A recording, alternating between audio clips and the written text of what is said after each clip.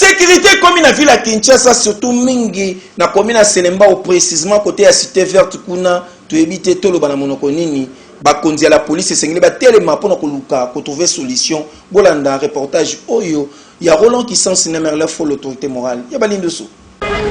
Insécurité na kati ya ville province ya Kinshasa ekomi kobangisa ya bondi melanga ke awa tozali bongo na quartier Cité Verte précisément na Selembao na première entrée population balobi trop c'est trop ata masasi ebetaka kutu na beni ebetaka boete mais bango bazali na état de siège batu na nganini population elobi ke depuis kaka bourgmestre alongola babar oyo ezalaka awa insécurité ekoma nango lipa nangu ba côté oyo masasi ebetaka nyonso ata na Libi ezalaka boyete yokelanga eloko oyo batera ezalaka soute circulation ezalaka soute awa crime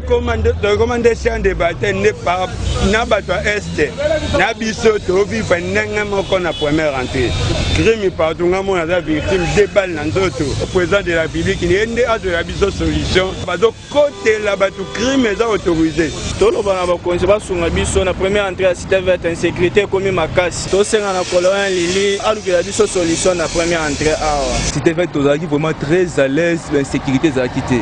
mais cette fois-ci erreur bourgmestre ya buki biso pandi biso koto côté comme malili donc insécurité bamiyibi taka neti journal lobby masasi et betami na vers 20h les autres à 19h ba criminel ba comme kota to comme venant un problème ya insécurité makasi bourgmestre akangaki raison ya lobaki ke non ba musique eleke makasi ta lelo insécurité ko makasi pour aboma kulwa la criminalité comme ça à part l'obité et ça les maras déjà bana ba ilonga to comme insécurité makasi to comme insécurité makasi ba comment ko